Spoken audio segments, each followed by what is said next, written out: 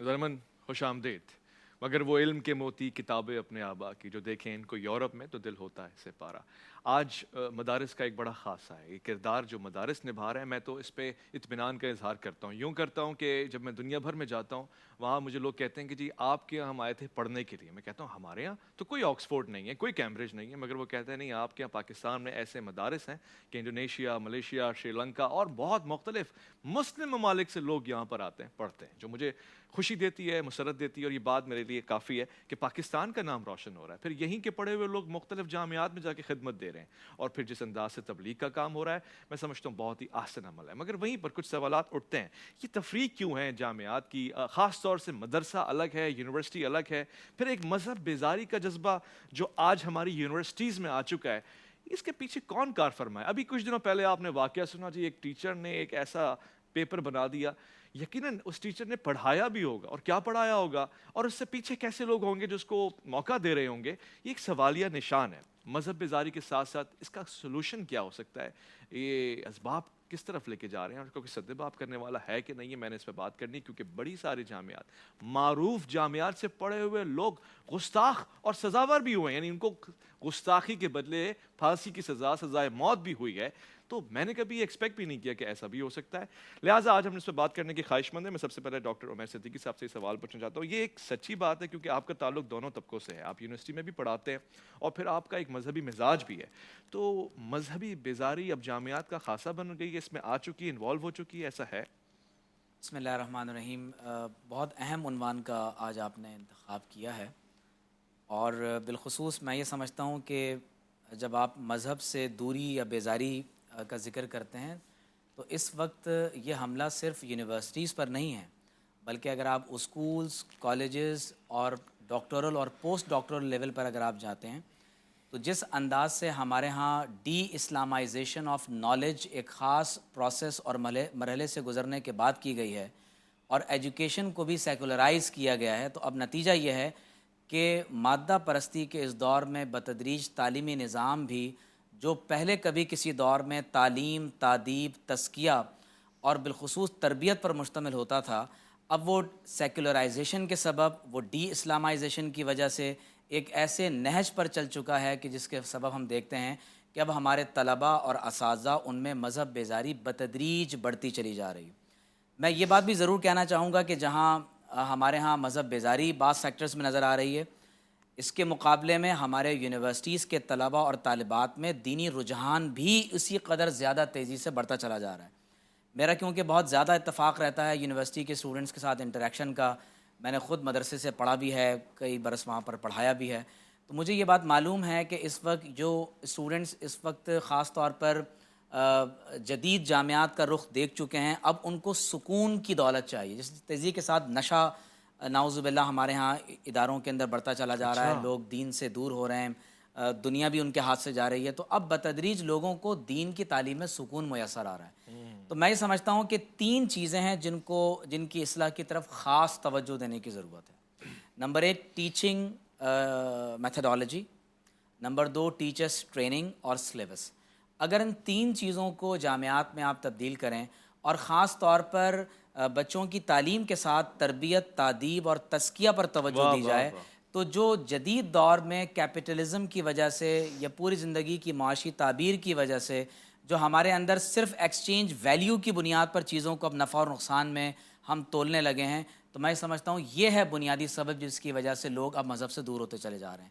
لیکن یہ صرف جامعات کا پرابلم نہیں ہے. صحیح. آپ مدارس میں چلے جائیں, آپ دنیا کے کسی بھی شعبے میں چلے جائیں, آپ کو نظر آئے گا کہ اب لوگ مادہ پرستی کی دوڑ میں آگے بڑھتے بڑھتے اب ریلیجن کی جو سوشل, کلچرل اور ایتھیکل ویلیوز ہیں ان سے اپنے آپ کو بہت دور کرتے چلے گئے ہیں, اور حل صرف اس کا یہی ہوگا کہ جو اسلام کی تعلیمات ہیں ان کو مکمل طور پر اختیار کی جائے.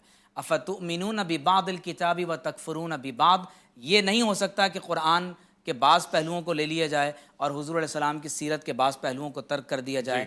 ادخلوا فی السلم کافہ. کافہ, اگر مکمل طور پر ہم دین میں داخل ہوں گے تو یقینی طور پر ٹھیک ہے. اس کے ظاہری اور روحانی دونوں پہلو ہمارے اوپر ہر اعتبار سے ایک مثبت اثر خوب مترتب کریں. خوب. علامہ صاحب, ڈاکٹر صاحب نے 3 سولوشنز بھی بتا دی, ان میں سے ایک ٹیچرز ٹریننگ بھی بتا دی. خود استاد کی اگر تربیت نہ ہوئی ہو, یا پھر نظام کے حوالے سے بھی اگر ہم کہیں کہ خامی نظام میں ہی ہے، ماحول میں ہی ہے، چاہے وہ کہیں بھی چلا جائے، بچہ یونیورسٹی میں پڑھے یا مدرسے میں پڑھے، رزلٹ ہمارے پاس معیاری نہیں آ رہا، تو آپ کے پاس کوئی دیگر وجوہات ہیں یا اس سے اتفاق کرتے ہوئے اس کا کوئی سولوشن بھی آپ کے پاس ہے؟ بسم اللہ الرحمن الرحیم، رب اشرح لی صدری ویسر لی امری واحلل عقدۃ من لسانی یفقہوا قولی۔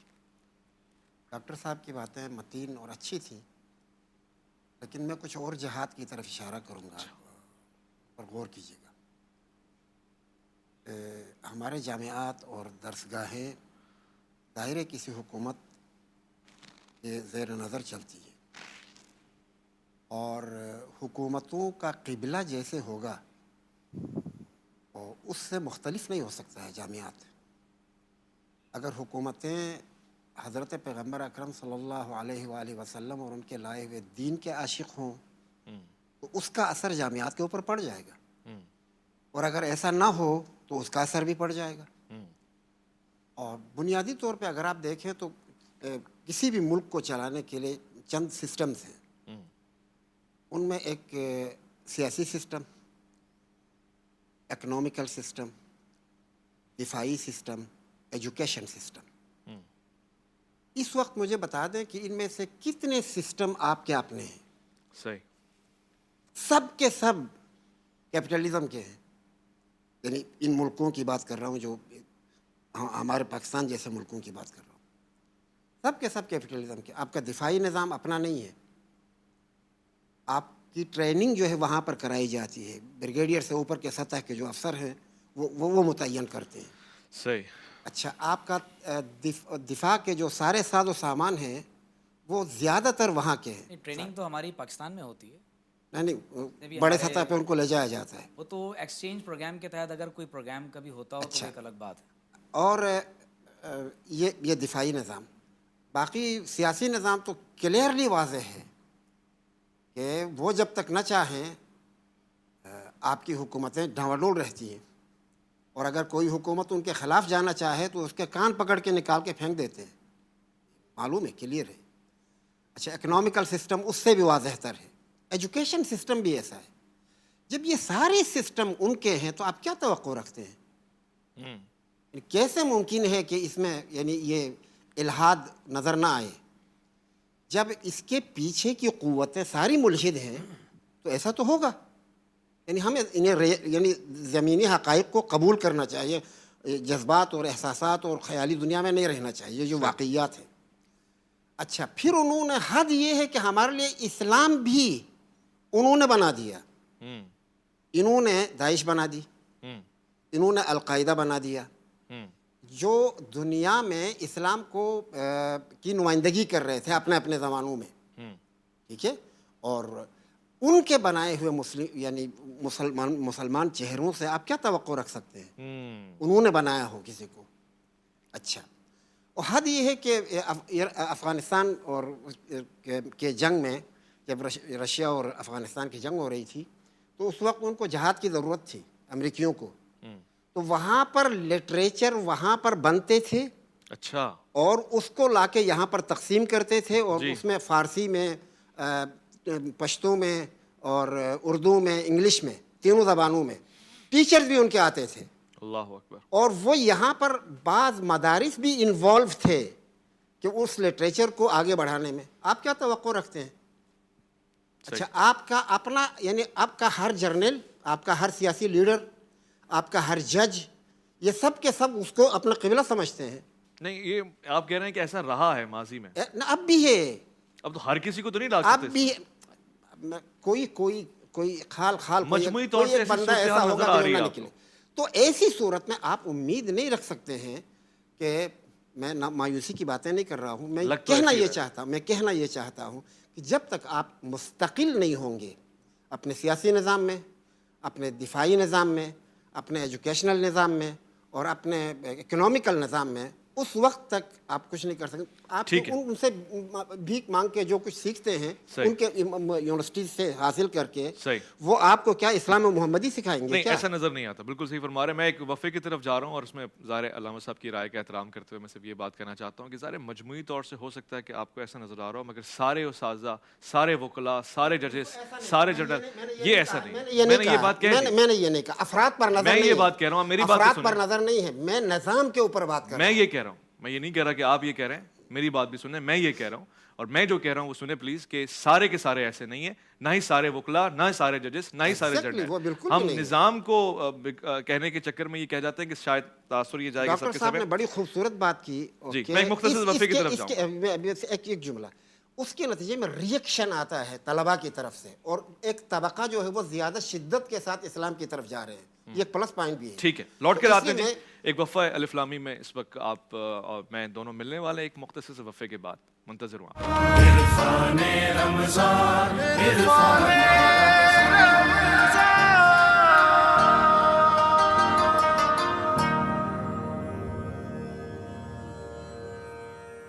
اسلامی میں خوش آمدید کہوں گا میں آپ کو. پروگرام اس وقت جاری و ساری ہے اور گفتگو مدارس کے حوالے سے, جامعات کے حوالے سے, نظام نصاب کے حوالے سے ہو رہی ہے, اور اس میں احسن اضافہ ہوا ہے علامہ صاحب کی گفتگو سے. اس سے پہلے ہم نے سنا کہ ڈاکٹر صاحب نے جو 3 سولوشنز یا 3 کیٹیگری بتائی ہیں کہ یہاں پہ کام کرنا ہے, ان پہ کام کرنا ہے, یہ بھی بہت واضح ہے. مفتی ابوبکر محی الدین صاحب سے یہ سوال پوچھوں, ظاہر ہے ان کالجز, یونیورسٹیز, اسکولز میں, جامعات میں طالبات بھی ہیں, اور فیمیل ہراسمنٹ کے کیسز بھی بڑے آتے ہیں بچیوں کے ساتھ. خود اساتذہ ہی ایسا کوئی حادثہ رونما ہو جاتا ہے ان کے مابین. بچیوں کا اعتبار بھی اس نظام سے اٹھتا جا رہا ہے. تو یہ جو مخلوط تعلیمی نظام ہے, اس کے حق میں ہوں گے آپ؟ بسم اللہ الرحمن الرحیم. دیکھیے, جتنی مشکلات ہیں وہ ہماری معاشرتی برائیاں ہیں جو ہر جگہ ہیں, اور ہمارے جامعات میں بھی ان کا ایک عکس نظر آتا ہے. ایسا نہیں ہے کہ بازار ہمارے بہت اچھے ہیں, میڈیکل ہمارا بہت اچھا ہے, ہاسپٹل اچھے ہیں, اور صرف جامعات ہی خراب ہیں. ایسا نہیں ہے. اگر ایسا ہوتا تو پھر اس سسٹم کی خرابی ہوتی. یہ ہماری معاشرتی برائیاں ہیں جو ہر جگہ نظر آج آپ ڈاکٹر کے پاس چلے جائیں, اگر کوئی خاتون جاتی ہے بیچاری کسی غریب گھرانے کی, وہاں بھی بہت مسائل ہیں, چیک اپ کے نام پہ بڑے مسائل ہیں, اور ایسے واقعات ہمارے سامنے آتے ہیں. تو یہ ہماری معاشرتی برائیاں ہیں جو آپ کو ہر جگہ نظر آتی ہیں. اس سے کوئی طبقہ آپ متون نہیں کر سکتے کہ یہ انہی کی پرابلم ہے. اب جو یہ آپ نے کہا کہ بچیوں کا مخلوط پڑھائی, دیکھیں تعلیم ایک بنیادی ضرورت ہے اور بنیادی حق بھی ہے ہر انسان کا. آپ کسی کو تعلیم سے محروم نہیں رکھ سکتے. ہاں, بہتر یہ ہونا چاہیے کہ ایک ہی روم کے اندر اگر آپ بیچ میں پردہ کر سکتے ہیں, یا کم از کم سیٹیں بھی جدا کر سکتے ہیں, اور بہت سے اداروں میں ان چیزوں کا خیال رکھا جاتا ہے. تو اگر الگ کر دیں, جیسا کہ بعض ویمن کالج بھی ہیں, یونیورسٹیاں بھی ہیں, وہ تو سب سے اچھی بات ہے. اگر نہ ہو تو پھر کسی حد تک اپنی دینی جو ضروریات ہیں ان کا لحاظ کرنا چاہیے, اور تعلیم اور دین دونوں برابر کی ذمہ داریاں ہیں. کسی ایک کو اگر آپ ہٹائیں گے اور کسی ایک کو ترجیح دیں گے تو پھر معاملہ خراب ہو جائے گا.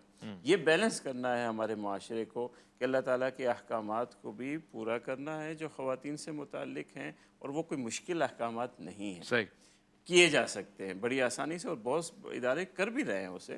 اور تعلیم بھی بنیادی زیور ہے. میں آج کی اس گفتگو کے حوالے سے ان والدین کو جو یہ سمجھتے ہیں کہ بچیوں کو تعلیم نہیں دینی چاہیے اور اسے کوئی وہ مذہبی فریضے کے طور پہ یہ سمجھ رہے ہیں, میں سمجھتا ہوں یہ ان کی غلطی ہے. ٹھیک ہے. حضرت عائشہ رضی اللہ تعالی عنہا ہمارے سامنے ہیں, محدثہ ہیں.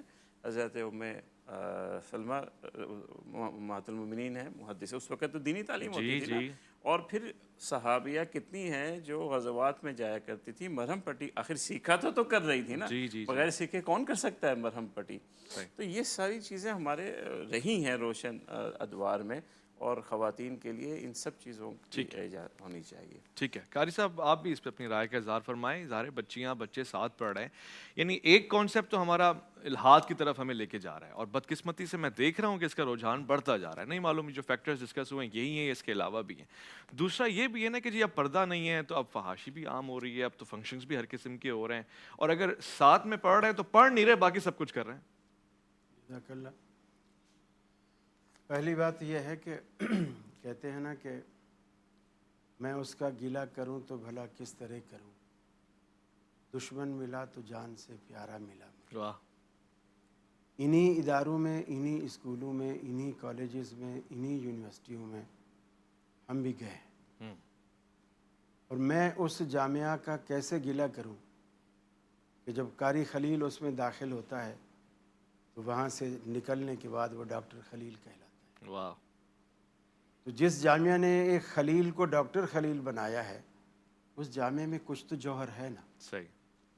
हम लिखना नहीं जानते थे, पढ़ना नहीं जानते थे, कलम पकड़ना भी नहीं जानते थे। सही। तो हमारे असातिज़ा ने हमें कलम पकड़ने से लेकर बड़े बड़े थीसिस लिखने तक का सलीका सिखाया। सही। कसूर सिर्फ जैसे कि मुझसे माक़बल दोनों अहबाब ने कही बात, वो किसी एक इदारे को हम मतून नहीं कर सकते। असल में मुसलमान बच्चे की तरबियत शुरू ही वहीं से हो जाती है, वो जिस घर में पैदा होता है। सही। हम यूनिवर्सिटी को बुरा कह रहे होते हैं, लेकिन हमारे घर का माहौल उसके यकसर मुख्तलिफ होता है।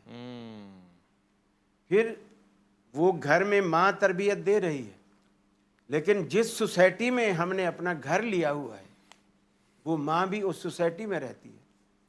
उस सोसाइटी का माहौल मेरे घर के माहौल से यकसर मुख्तलिफ है। सही। तो बच्चा घर में बंद नहीं रहता, माँ से बाहर निकल कर गली में भी आता है। वहाँ एक सोसाइटी का माहौल है, सही। बच्चे खेल रहे हैं, आपस में लड़ भी रहे हैं, और वो माँ बहन की गालियाँ भी दे रहे हैं, अल्लाह। और सब कुछ। और ये हमारे इल्म में होता है, हम नहीं किसी को कह सकते, रोक नहीं सकते, टोक नहीं सकते, इल्ला ये कि बस हम अपने बच्चों को पकड़ के अंदर बिठा लें। फिर यहाँ सोसाइटी से निकलने के बाद फिर स्कूलों का और कॉलेजेस का, फिर यूनिवर्सिटी का नंबर आता है। जिस तरह मोहतरम ने फरमाया बिल्कुल बजा है। इसमें ख़वातीन के लिए आज इतनी NGOs भी काम कर रही हैं कि तालीम निस्फ़ा होना चाहिए। जी जी। हम भी कहते हैं तालीम निस्फ़ा होनी चाहिए, सही है। और कोई दीनी इदारा भी इसके ख़िलाफ़ नहीं कि तालीम नहीं होनी चाहिए ख़वातीन की, बिल्कुल होनी चाहिए। लेकिन जब इतनी सारी ख़वातीन तालीम हासिल करना चाहती हैं तो आप उनको एक अलग यूनिट क्यों नहीं दे देते? उनके लिए एक अलग जामिया क्यों नहीं बना लेते? यानी अब भी तो एक यूनिवर्सिटी है ना कराची में, पूरे कराची से लोग आती हैं। सही। इसी तरह दो हो जाए, ये मर्दों की हो जाए, ख़वातीन की हो आप जाए चाहते हैं कराची यूनिवर्सिटी तकसीम हो जाए? ना। फिर कराची यूनिवर्सिटी एक और यूनिवर्सिटी हो जाए, 2 कराची यूनिवर्सिटीज हो जाए। जो हो जाए, नाम भले कुछ भी हो, ख़वातीन यूनिवर्सिटी हो जाए, कुछ भी उसका नाम हो जाए, लेकिन वहाँ सारी वो हो। और दूसरी बात कि सिर्फ क्लास रूम का माहौल नहीं चाहिए, क्लास रूम के बाहर भी बहुत कुछ है। वाह। मेरा जब पीरियड फ्री होता है मैं पार्क में जाके बैठता हूँ, वहाँ का माहौल भी मुझे मुतासर करता है। मुझे प्यास भूख लगती है, मैं कंटीन की तरफ जाता हूँ, वहाँ का माहौल भी मुझे मुतासर करता है। यानी किसी एक जगह को सेट करने से हम सेट नहीं हो सकते। ये पूरा आवे का आवा ही खराब है, और पूरे आवे की इस्लाह की ज़रूरत है। एक आप ठीक हैं, आप ठीक हैं, आप ठीक हैं, इससे ज़्यादा फ़र्क नहीं पड़ने वाला। सही। मैं ज़्यादा से ज़्यादा अपने बच्चों को डांट डपट कर लूँगा, आप अपने बच्चों को कर लेंगे, लेकिन पूरा माहौल जैसा कि इन्होंने फरमाया कि पूरा माहौल जिनके हाथों में है, किनके हाथों में है? यानी साहिब इक़्तिदार जो लोग हैं, हुक्मरान तबका जो है, अच्छा। वो बाइख्तियार हैं। वो अगर ख़वातीन और मर्दों की अलग अलग यूनिवर्सिटी बनाना चाहें वो भी बन सकती। मखलूत तालीम के अंदर ये खराबियाँ जिसका आपने ज़िक्र किया, ये खराबियाँ वाकई हैं। अगरचे हमने देखा है कि असातिज़ा खुद ये एहतमाम कर लेते हैं, एक साइड पे तलबा बैठ जाते हैं, एक साइड पे वो बैठ जाती हैं, लेकिन फिर भी इसका बड़ा फ़र्क पड़ता है। यानी एक ही रूम के अंदर बैठे हैं और दोनों बैठे हैं, उस्ताद नहीं भी होता, होता भी है, बातें भी होती हैं, लतीफ़े भी होते हैं, सब कुछ होता है, लेकिन हिफाजत तो कर, एहतियात जिसे कहते हैं ना, वो एहतियात नहीं हो पाती मखलूत माहौल के अंदर। आप कह रहे हैं कि ये इससे एहतियात करना बेहतर है, मगर हो नहीं पाती वैसे। हो नहीं पा रही। और कारी साहब, आप जैसे लोग भी तो यूनिवर्सिटी गए ना, आपने भी तो कोई ऐसी हरकत नहीं की होगी। देखिए नहीं की, देखिए हम उसी यूनिवर्सिटी से निकले हैं, वही ना, लेकिन हम पर उस यूनिवर्सिटी का वो ठप्पा नहीं है जो आम तौर पे लोगों को जो दीनी मदारस से लिंक नहीं रखते, जो उनका लोग ठप्पा लगाते हैं, अल्हम्दुलिल्लाह हम उस नहीं लगाते। उसकी वजह क्या है? ठप्पा क्या है? कि हमने दीन और दुनिया को साथ रखा। یعنی اگر یونیورسٹی بھی گئے ہیں تو ہم نے مدرسے والی تربیت کو نہیں چھوڑا ہے. خوب وہاں بھی گئے تو لوگ ہمیں مولوی کہتے تھے. صحیح. یعنی وہاں بھی بندہ نظر آتا تھا کہ یہ کسی اور چینل سے آیا ہے, ہمارے چینل کا نہیں ہے. صحیح ہے, ٹھیک ہے, واضح. میں گفتگو میں ظاہر مزید تشنگی کا اظہار فرماؤں, میں کوشش کروں کہ اور سوالات میرے پاس جائیں وہ پوچھوں, مگر ایک مختصر سے وقفہ لوں گا, لوٹ کر آئیں گے. الف لام میں آپ کا انتظار ہے.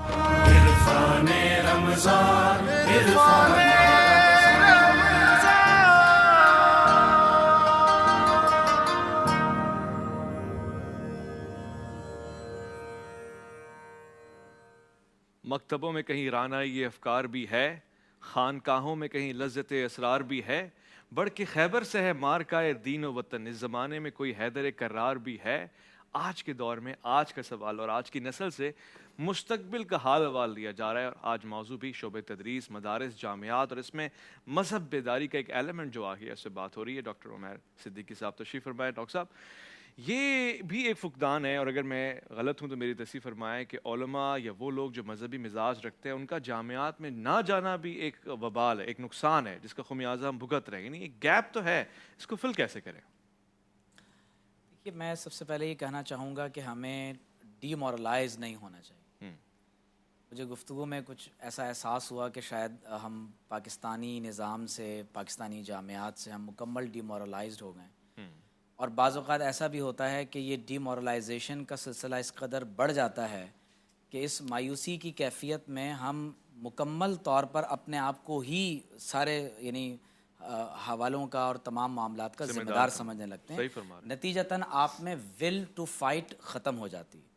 تو میں یہ سمجھتا ہوں کہ بحیثیت ایک پاکستانی ہمیں اپنے اداروں کے بارے میں کوئی ایسی گفتگو نہیں کرنی چاہیے کہ جو ہمارے مشرقی مغربی بارڈرز پر اپنی جانوں کو قربان کر رہے ہیں. اور آپ ذرا غور کیجئے کہ پاکستان پراکسی وارز کا گڑھ بنا رہا ہے, ایسا ہی ہے. تو ان باتوں کو کیوں نظر انداز کر دیا جاتا ہے؟ ہمارے حال ہی میں پڑوس میں 50 ممالک کی افواج یہاں پر جنگ کر کے گئی ہیں, تو ظاہر ہے کہ اس کے سبب ہمارے ہاں بہت سے اکنامک کرائسس کے بشمول بہت سارے کرائسس ہیں جو پاکستان میں آپ کو اس وقت ڈی اسٹیبلائزیشن کی صورت میں نظر آ رہی ہیں. لیکن ہمیں مایوس نہیں ہونا چاہیے.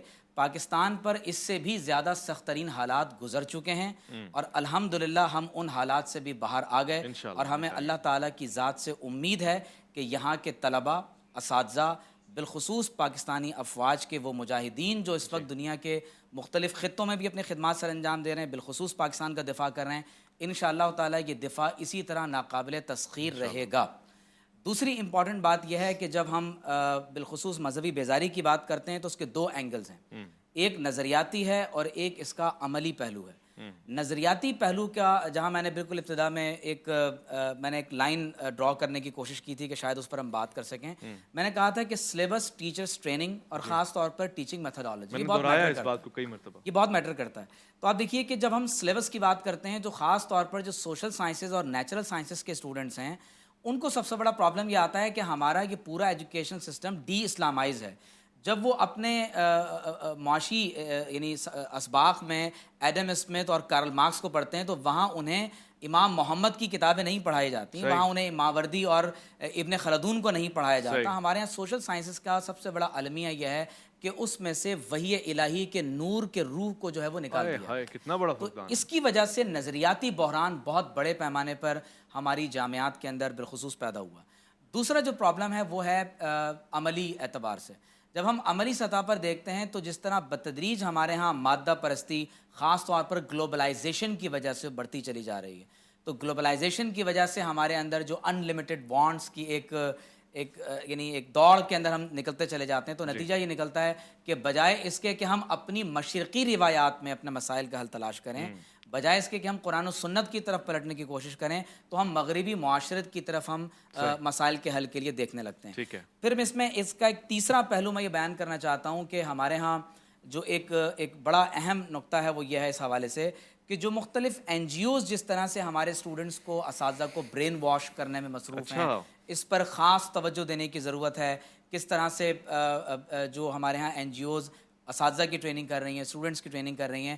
ہمارے بچوں کو، اساتذہ کو، طلباء طالبات کو ایک مثبت ایکٹیویٹی دینے کی ضرورت ہے. صحیح ہے. کہتے ہیں کہ خالی دماغ شیطان کا کارخانہ ہوتا ہے. جی. جب آپ نے ایک ویکیوم چھوڑا ہے تو ظاہر ہے وہ اس خلا کو کوئی نہ کوئی تو ضرور جو ہے اس گیپ کو فل کرے گا. بجا فرما تو ہمیں چاہیے کہ ہم جب اپنی ایجوکیشنل پالیسی کو مرتب کر رہے ہیں تو لائف اسکلس بیس ایجوکیشن کے بجائے، اور جب آپ SDGs کی بات کر رہے ہیں تو اس کے بجائے ہمیں ضرورت اس بات کی ہے کہ ہم اپنے طلباء اور طالبات کو اپنی مشرقی روایات، پاکستان کے نظریے کو پیش نظر رکھتے ہوئے کہ جس میں وہ سب سے زیادہ ترجیح اپنے ملک اور ملت کو دینے والے ہوں. صحیح ہے. جب آپ اپنی قوم کے طلباء میں یہ جذبہ بیدار کریں گے، مایوسی کے اندھیروں سے نکالیں گے، صحیح. تو وہ سائنسدان بننے کے بعد برین ڈرین کی وجہ سے پاکستان سے باہر نہیں جائیں گے، ٹھیک ہے. بلکہ وہ اپنے ملک میں خدمت کرنے کو ترجیح دیں گے. اور پاکستان کی جامعات میں بہت زیادہ پوٹینشل ہے. ڈاکٹر اکرم چودھری ایک بہت بڑا نام آپ کے سامنے، حال ہی میں دنیا کا سب سے بڑا، یعنی سائنسی دنیا کا سب سے بڑا ایوارڈ عالم اسلام کو ان کو دیا گیا ہے، وہ جامعہ کراچی کے اندر ہوتے ہیں. تو میں یہ سمجھتا ہوں کہ ہمارے ہاں ایسے لوگ موجود ہیں جو ہر سطح پر پاکستان کی جامعات سے نکل کر کام کر رہے ہیں. مایوس ہونے کی ضرورت نہیں ہے، صرف مینجمنٹ کی ضرورت ہے. اپنے ملک اور وطن سے محبت کرتے ہوئے وفا کرنے کی ضرورت ہے. تو مایوسی کے اندھیروں سے انشاءاللہ تعالیٰ آپ نکل آئیں. نکلنا پڑے گا اور نکل جائیں گے. علامہ صاحب آپ نے گفتگو ملاحظہ فرمائی، ڈاکٹر صاحب بھی شاید یہی کہنا چاہ رہے ہیں کہ لا تقنطوا من رحمت اللہ. امید کا گڑھ ہے پاکستان اور اس میں ابھی بہت ساری توانائی باقی ہے. ہاں کہاں اصلاح کرنی ہے آپ نے نشاندہی فرما دی. میں اس کو ایک دوسرے زاویے میں لوں کہ ہم بھی تو مقلد ہو گئے تدریس کے معاملے میں مغربی روایات کے، اور پھر ہم انہی کے حساب سے چلنا چاہ رہے ہیں. ہمارے پاس کوئی دوسرا آپشن ہی نہیں ہے. یا تو پھر بالکل ہی ہم 360 کا فرق لے آتے ہیں، مذہبی روایات میں ہم ٹوٹلی جو ہے ہمارے پاس چند ایک معیارات ہیں انہی کو فالو کرتے ہیں. اس میں کس حد تک ہمیں اعتدال برتنا چاہیے؟ بسم اللہ الرحمن الرحیم. مایوسی تو ہر حال میں جائز نہیں ہے، اور عقلاً بھی مایوسی کا نتیجہ تباہی ہے. اور اسلام نے بھی منع کیا، لا تقنطوا من رحمت اللہ، قرآن نے کلیئرلی بتا دیا ہے. ہمیشہ اصلاح کی کوشش ہر طرف سے ہونی چاہیے، ہر طبقے کی طرف سے. میں جو کچھ عرض کر رہا تھا اس کا مطلب یہ تھا کہ دیکھو یہ پورا ایجوکیشن سسٹم ایک سسٹم ہے. اس سسٹم میں افراد اچھے ہیں، برے بھی ہیں. صحیح. افراد کی بحث نہیں ہو رہی ہے، پوری ایک اس کی پالیسی ہوتی ہے، اس کو کہاں تک پہنچانا ہے. وہ پالیسی جب تک ریاست ہمدرد نہ ہو، ریاست کے اندر اخلاقیات نہ ہوں، آپ اس سے توقع نہیں رکھ سکتے ہیں کہ طلباء میں اور اس یونیورسٹی میں وہ اسلامی اخلاقیات آ جائیں. چونکہ جو اس کی سرپرستی کرنے والی قوت ہے وہی اس میں یہ نہیں ہے. اچھا، یہ 360 نہیں ہے کہ طلباء یعنی یونیورسٹی سے ایسے لوگ پیدا ہوں جو اقتدار میں آ جائیں؟ انہی لوگوں پہ تو حکومت بنتی ہے، ریاست بنتی ہے. وہ پھر اسی کو دور کہتے ہیں کہ یعنی طلباء ان کو ٹھیک کریں گے، یا جو اس درسگاہ کو چلا رہے ہیں وہ طلباء کو ٹھیک کریں گے. یعنی طلباء ایسے بنائیں جو نظام کو ٹھیک کون کریں؟ بنائے گا؟ اساتذہ. اساتذہ کسی اور کے ہاتھ میں ہے. اساتذہ بھی کسی اور کے ہاتھ. اساتذہ کسی اور کے ساتھ ود ڈیو ریسپیکٹ میں سمجھتا ہوں کہ یہ پاکستانی جامعات کے لیے یہ عزت اور احترام کے الفاظ نہیں ہیں. ہمارے اساتذہ کسی کے ہاتھ میں نہیں ہیں. اساتذہ جامعات کے بہت اچھے انداز سے خدمات سر انجام دے رہے ہیں. اور الحمدللہ پاکستان میں دیکھیں یونیورسٹی میں کیا ہوتا ہے، یونیورسٹی عام اسکول کالج سے منفرد کیوں ہوتی ہے؟ یونیورسٹی میں صرف تدریس نہیں ہوتی، یونیورسٹی میں تحقیق ہوتی ہے. ٹھیک ہے. پاکستان کی جتنی یونیورسٹی سے اس وقت اسٹوڈنٹس پڑھنے کے علاوہ وہ باقاعدہ ریسرچ کر رہے ہیں. صحیح. وہ دنیا کے مختلف اداروں میں جا کر ریسرچ کر رہے ہیں، پھر واپس آ کے پاکستان میں کی اس خدمت کے کر رہے جواب ہیں. علامہ صاحب سے میرا خیال ہے کہ اس کو ود ڈیو ریسپیکٹ ساتھ میں اس کو رکھنا چاہیے. نہیں، اس میں یہ بات بالکل ٹھیک ہے کہ ایسا نہیں ہے کہ سارے طلباء اور اساتذہ کسی اور ایجنڈے پہ کام کر رہے ہیں. نہیں، ان میں بہت مخلص لوگ بھی ہیں، شریف لوگ بھی ہیں. میں پورے سسٹم کی بات کر رہا ہوں. سسٹم جو ہے وہ زیادہ امیدوار کنندہ نہیں ہے. اور جو کچھ ان اچھے اساتذہ کی وجہ سے جو خوبیاں ابھی ہیں وہ ان اچھے اساتذہ کی وجہ سے ہیں. اور یہ اچھا اساتذہ ہیں تو کچھ نہ کچھ خوبیاں تو ہیں نا. ایسا نہیں ہے کہ ہمارا یعنی یونیورسٹیوں کا ماحول اور مغربی دنیا کے یونیورسٹیوں کے ماحول میں تو بہت فرق ہے.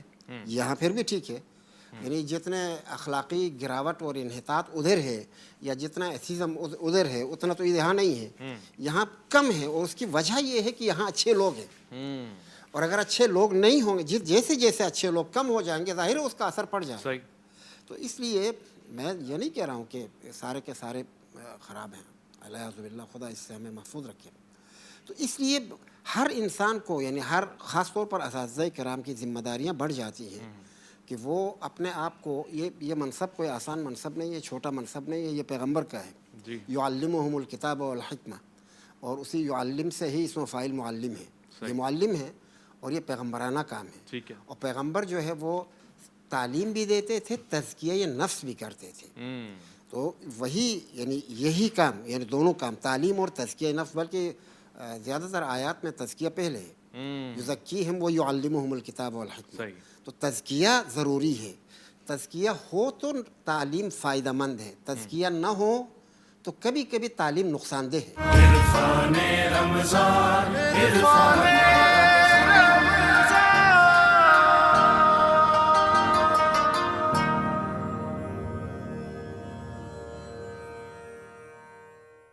ज़रमन खुश आमदेद कहूँगा आपको। अब इख्तिसार से काम लेते हैं हम जामियात मदारिस के रोल को और वजाहत के साथ, ये कहते हुए कि जो भी जहाँ भी काम कर रहा है ये अच्छा है, मगर कारी साहब ये एक तिजारत नहीं बन गया? यूनिवर्सिटी, कॉलेज, स्कूल, आप मुझे पैसे दें, फ़ीस दें, मैं आपको तालीम दूंगा, और अगर मैं आपसे कम पैसे ले रहा हूँ तो मैं कम मयारी तालीम दूंगा। अच्छे स्कूल, अच्छे कॉलेज, अच्छी जामियात अच्छा पैसे लेने वाली अच्छा प्रोडक्ट बना के देंगी, वरना नहीं।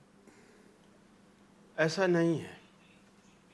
रसूल अकरम सल्लल्लाहु अलैहि वसल्लम एक पैसा भी नहीं लेते थे किसी से, सल्लल्लाहु अलैहि वसल्लम। लेकिन जो तालीम आपने दी है, आज वो लोग हमारे इमाम हैं, हमारे पेशवा हैं। आज हम उनको दलील के तौर पर कोट करते हैं।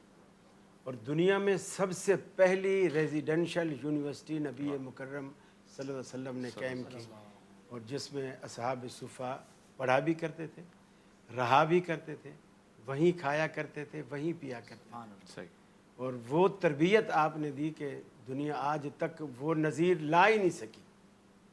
तो ये पैसों से ऐसा नहीं होता, बल्कि जो लोग ज़्यादा फ़ीसें ले रहे हैं वो ये तो ज़रूर है कि मेरा बच्चा उस स्कूल से निकलकर एक अच्छा अंग्रेज़ बन जाएगा, लेकिन अच्छा मुसलमान नहीं बन गया। सुभान अल्लाह। यानी वो तरबियत का फुकदान वहाँ ज़्यादा होता है। वहाँ बल्कि बच्चों का टेस्ट नहीं लिया जाता दाखिले के वक्त, वालिदैन का टेस्ट लिया जाता है। और वालिदैन के इंटरव्यू में ये सबसे ज़्यादा पूछा जाता है, आपका बिजनेस क्या है और इनकम क्या है। वो ये सोच रहे होते हैं कि आया ये आगे 1-2 महीने बाद कहीं फ़ीस इनकी ब्लॉक तो नहीं हो जाएगी, ये स्कूल को डोनेशन दे देगा। हाँ ये आगे कुछ कर सकेंगे नहीं। तो ये तवक्को तो नहीं रखनी चाहिए कि जो फ़ीस ज़्यादा लेता है। हाँ अलबत्ता मेयार एक होना चाहिए, असातिज़ा ऐसे भर्ती किए जाएं जो नज़रियाती तौर पर भी और यानी ज़ाहिरी तौर पर भी सही। उनका ज़ाहिर बातिन तुलबा के लिए मेयार हो। सही। क्योंकि बच्चा जो है अपने उस्ताद को, अपने वालिदैन को, अपने माहौल को देखकर असर लेता है। ठीक है, वाज़ेह। मुझे अच्छी तरह याद है कि मैं छोटी बच्ची मैंने स्कूल में दाखिल कराई, वो 3री या 4थी क्लास थी। स्कूल वालों ने मुझे उसकी डायरी में लिख के भेजा, आपकी बच्ची की शिकायत है, आप स्कूल में आए। दूसरे दिन मैं चला गया तो वो हेडमिस जो थी उन्होंने मुझे बताया कि जी आपकी बच्ची बदतमीज़ है। आपकी बच्ची हाँ बदतमीज? बदतमीज़ है। मैं नहीं मैंने कहा क्यों बदतमीज़ है भाई? कहने लगे मिस नाखून चेक कर रही थी सारी बच्चियों के, तो आपकी बच्ची के पास गई तो उसको कहने लगे कि भाई आपके तो नाखून बाकी बच्चों से कुछ बढ़े हुए हैं। यानी जैसे वो एक दिन काटना रह गया होगा, थोड़े बड़े हुए। तो बच्ची ने आपकी कहा कि मिस आपके नाखून तो मुझसे भी बड़े हैं। यानी बदतमीज़ी क्या थी कि अब मकसद कहने का ये है कि बच्ची उस उस्तानी को देख रही है कि एक चीज़ अगर गलत है और मुझे टोका जा रहा है, वो चीज़ गलत है, तो इसमें क्यों मौजूद वो भी टोकने वाला वो खुद उसके पास वही चीज़ मौजूद है। तो बच्चे जो हैं वो इस माहौल से भी मुतासर होते हैं। सही कह रहे हैं आप। तो कहने वाला भी, अब रसूलुल्लाह सल्लल्लाहु अलैहि वसल्लम ने जब आपने दावत का आगाज किया जी। तो आपने सबसे पहला बम ही यही मारा कौम के ऊपर। आपने पहली बात की कि मुझे बताओ, मैंने 40 साल जिंदगी तुम्हारे अंदर गुजारी है, तुम इस पर क्या कहते? बम मारने से मुराद कारी साहब का ये था कि नहीं, किरदार पेश किया आपने। जी हाँ। सबसे बड़ा जो अब आपने ये मैजिक सबसे बड़ा यानी आपका जो वो था जो तोहफा कि आप बताओ कि 40 साल जिंदगी मेरी तुम्हारे सामने क्या, कोई एक बंदा भी नहीं था उनमें جو اس پہ انگلی اٹھا سکے. صحیح کہا مفتی ابو بکر محی صاحب. اختصار کی طرف ہم لوگ جا رہے ہیں, بہت ہی نزاکت والا معاملہ ہے. یہ بھی ایک پہلو ہے, اس پہ بھی ذرا ذکر کر دیجیے گا. بچے اساتذہ, ڈاکٹر صاحب نے اس پہ اشارہ دیا ہے, خود ٹیچرز کی ٹریننگ نہیں ہو رہی ہے. یعنی میں اگر کہوں کہ قاری صاحب, میں, آپ, اگر ہم 3 ماہ کا کورس کریں پھر پڑھائیں تو یہ معیوب سمجھا جاتا ہے, ایسا کیوں ہے؟ میں کافی چیزیں جمع ہو گئی ہیں, میں ان کو جلدی سے جو کہنا چاہتا ہوں. سب سے پہلی بات تو یہ ہے کہ جو ہمارے تعلیمی اداروں میں ہم 3 چیزوں کی خامی دیکھ رہے ہیں, 3 چیلنجز ہیں جو ہمیں وہاں فیس کرنے پڑ رہے ہیں. ایک تو یہ کہ ہمارے بچوں کے اندر دین سے لگاؤ وہاں پیدا نہیں ہو رہا, دوری ہو رہی ہے, تربیت نہیں ہے, اور وہ بیزاری کی شکل بنتی جا رہی ہے. اسے بھی ہم نے دیکھنا ہے. اور دوسرا, ہمارے ان تعلیمی اداروں میں منشیات بہت پھیل رہی ہیں, اس کو بھی ہم نے ایڈریس کرنا چاہیے. اور تیسری چیز یہ کہ اختلاط کی وجہ سے یا وہاں پر کوئی وہ نہیں ہے, وہ دوسرے چیزیں بھی ڈیولپ کر رہی ہیں جو بچیوں کے لیے خطرناک ہیں. تو یہ تینوں چیزیں ایسی ہیں کہ جو مشکل نہیں ہے کہ ہم ان کو کنٹرول کر سکیں. میرا خیال جو علامہ صاحب کہہ رہے تھے وہ ذرا بہت ہی بڑے پیمانے پہ گئے. میرے خیال میں پالیسی اگر محکمہ تعلیم دیکھے, بنیادی طور پہ یہ اس کا کام ہے, وہ پالیسی ایسی دے کہ ان تینوں چیزوں کو ایڈریس کیا جا سکے. اور جب تک یہ ایڈریس نہ ہو اس وقت تک والدین ان چیزوں کی فکر کریں, تب بھی وہ اپنے بچوں کو کر سکتے ہیں اور وہ ان چیزوں سے بچا سکتے ہیں.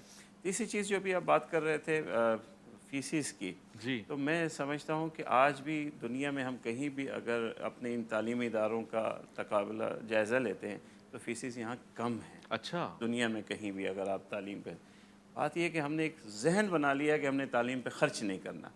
باپ بھی کہتا ہے مہنگی ہے, میں نے خرچ نہیں کرنا. بھائی آپ جب اس کی سالگرہ پہ لاکھوں لگا رہے ہو تو تعلیم پہ خرچ کرتے ہوئے کیا مسئلہ ہے؟ آج دیکھیں ہمارے مدارس کا جو مسئلہ ہے, ہمارا تو دینی تعلیم ہے, ہم نے تو ایک جذبے کے تحت کی ہے اور چلا رہے ہیں اس نظام کو, ہم ایک چلا رہے ہیں, مگر دیکھیے کتنے مشکل طریقے سے چلا رہے ہیں.